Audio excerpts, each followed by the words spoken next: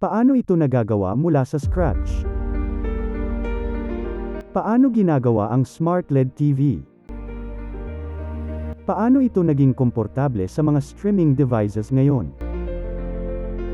Samahan mo akong alamin kung paano ginagawa ang Smart LED TV sa factory. Kapag bumibili tayo ng TV, sinisigurado natin ito ay Smart LED TV para makapanood ng mga paboritong drama at trending movies sa Netflix. Ang Smart LED TV, ang isa sa pinaka-advanced na technology na ginawa ngayon. At essential na ito sa bawat tahanan. Raw materials. Ang mga raw materials na ito ay nagmumula sa iba't ibang lugar sa mundo. Karamihan sa mga ito ay inaangket mula sa mga manufacturing companies na nagpro-produce ng mga parts na ito. Ang ilan sa mga pangunahing raw materials na ito ay kinabibilangan ng mga sumusunod. Number 1. Bakal. Ito ay ginagamit sa paggawa ng mga bahagi ng TV, tulad ng frame at iba pang bahagi ng istruktura.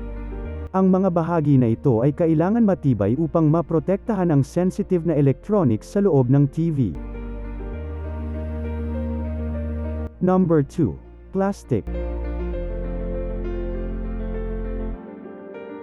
Ang plastic ay ginagamit sa pagbuo ng mga hindi metal, tulad ng mga protected covers at iba pang mga conductive parts, o hindi dinadaluyan ng kuryente.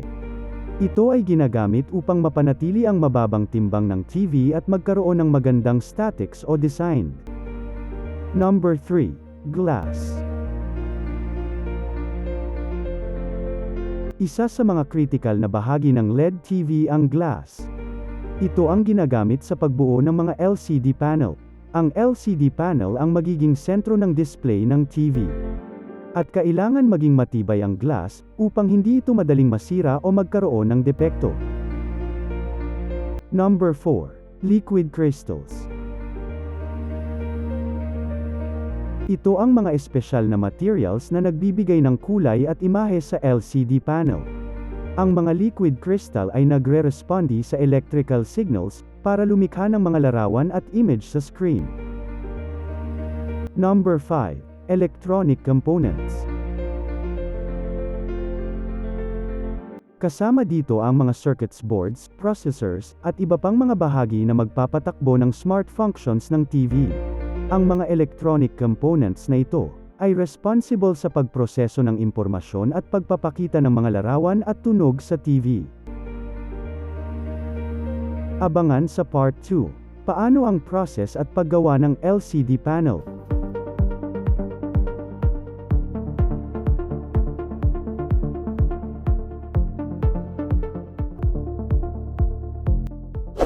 Subscribe. Click on the bell to turn on notifications.